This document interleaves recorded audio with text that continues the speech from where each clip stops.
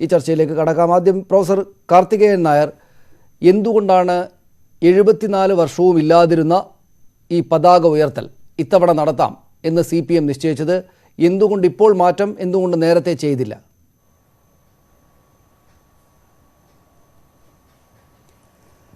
പതാക ഉയർത്തലിൽ മാത്രം ഒഴുകുന്നതല്ല സ്വാതന്ത്ര്യ ദിനാഘോഷങ്ങൾ.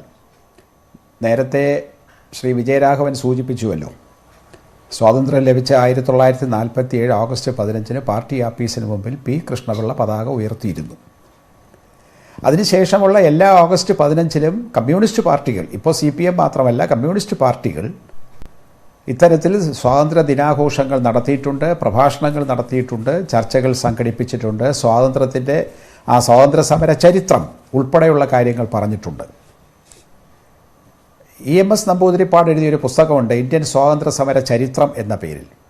ആ പുസ്തകം ചില ആൾക്കാർ കത്തിച്ചപ്പോൾ അതിൻ്റെ പേരിൽ 1000 ക്ലാസ്സുകളാണ് തിരുവനന്തപുരം ജില്ലയിൽ മാത്രം അന്ന് സ്വാതന്ത്ര്യ സമരത്തെക്കുറിച്ചും അതിൻ്റെ പ്രാധാന്യത്തെക്കുറിച്ചും അതിൽ കമ്മ്യൂണിസ്റ്റ് പാർട്ടി, ഇടതുപക്ഷ പാർട്ടികൾ, കർഷകർ, തൊഴിലാളികൾ മുതലായ ആൾക്കാർ പങ്കെടുത്തതിനെക്കുറിച്ച് പ്രതിപാദിച്ചുകൊണ്ട് നടന്നത്. അതുകൊണ്ട് കമ്മ്യൂണിസ്റ്റുകാർ ഒരിക്കലും ഇന്ത്യൻ സ്വാതന്ത്ര്യ സമരത്തെയോ ഇന്ത്യയുടെ സ്വാതന്ത്ര്യ ലബ്ധിയെയോ തള്ളിപ്പറഞ്ഞിട്ടില്ല, അതിനെ അപൂർണമെന്ന് വിശേഷിപ്പിച്ചിട്ടുണ്ട്. കാരണം ഇപ്പോഴും സ്വാതന്ത്ര്യം പൂർണ്ണമായി കിട്ടിയില്ല എന്ന് വിശ്വസിക്കുന്നവരാണ് കമ്മ്യൂണിസ്റ്റുകാർ.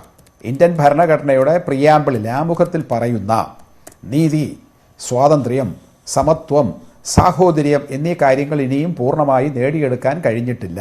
അത് നേടിയെടുക്കും വരെയുള്ള സമരം സ്വാതന്ത്ര്യ സമരത്തിൻ്റെ ഭാഗമായിട്ട് തന്നെ കാണണം. നമുക്ക് രാഷ്ട്രീയ ജനാധിപത്യം സ്ഥാപിക്കാൻ കഴിഞ്ഞു എന്നുള്ളത് ശരിയാണ്. പക്ഷേ ജനങ്ങൾക്ക് പൂർണ്ണമായ ജീവിത സാഹചര്യങ്ങൾ ഒരുക്കാനോ അല്ലെങ്കിൽ സൗകര്യങ്ങൾ ഉണ്ടാക്കി കൊടുക്കാനോ ഭരണകൂടത്തിന് കഴിഞ്ഞിട്ടില്ല.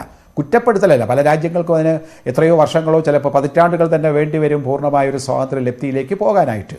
അതാണ് കമ്മ്യൂണിസ്റ്റ് പാർട്ടിയുടെ നിലപാട്. ഒരിക്കലും തെറ്റുപറ്റാത്തവരാണ് മനുഷ്യർ എന്നോ ഒരിക്കലും തെറ്റുപറ്റാത്തവരാണ് കമ്മ്യൂണിസ്റ്റുകാരെന്നുള്ള ശാഠ്യം, യാന്ത്രികമായ വാദം കമ്മ്യൂണിസ്റ്റുകാർക്കില്ല. ഒരു പാർട്ടിക്കാർക്കും അത് പാടില്ലെന്നാണ് എൻ്റെ വിശ്വാസം.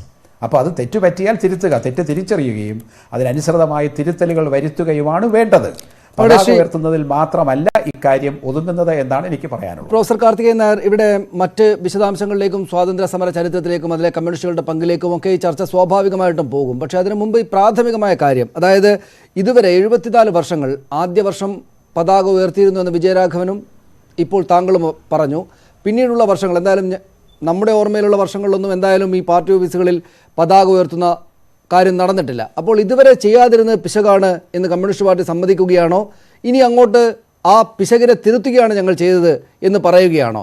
എന്തുകൊണ്ടാണ് പതാക ഉയർത്തണം എന്നൊരു തീരുമാനത്തിലേക്ക് പാർട്ടി എത്തിയിട്ടുണ്ടാവുക? അത് ഇന്ത്യയിലെ സവിശേഷമായ രാഷ്ട്രീയ സാഹചര്യം തന്നെയാണ്. കാരണം ഇന്ത്യക്ക് ലഭിച്ച സ്വാതന്ത്ര്യം അപകടപ്പെട്ടു പോകും എന്നൊരു വിശ്വാസം ഇപ്പോൾ വന്നുകൊണ്ടിട്ടുണ്ട്. ആ അപകടം ഒഴിവാക്കുന്നതിന് വേണ്ടി മുഴുവൻ ജനങ്ങളെയും അണിനിരത്താനും സ്വാതന്ത്ര്യ സമരത്തിൻ്റെ മഹത്വവും സ്വാതന്ത്ര്യത്തിൻ്റെ പ്രാധാന്യവും മനസ്സിലാക്കി കൊടുക്കുക, അതിന് കർഷകരെയും തൊഴിലാളികളെയും യുവജനങ്ങളെയും വിദ്യാർത്ഥികളെയും ഒക്കെ അതിലേക്ക് അണിനിരത്തണം. അണിനിരത്തിന് പ്രതീകാത്മകമാണ്. ചില ബിംബങ്ങൾ വെച്ചുകൊണ്ടാണല്ലോ നമ്മൾ ചില സമരങ്ങൾ നടത്തുകയോ ചില ആചരണങ്ങളോ നടത്തുകയും ചെയ്യുന്നത്. അതിൽ ഇന്ത്യൻ പതാക ഇപ്പോൾ ഒരു ഭയങ്കരമായ ശക്തമായൊരു ഉപകരണമായി നമുക്ക് ഉയർത്തിപ്പിടിക്കേണ്ട സാഹചര്യമുണ്ട്. ശരി.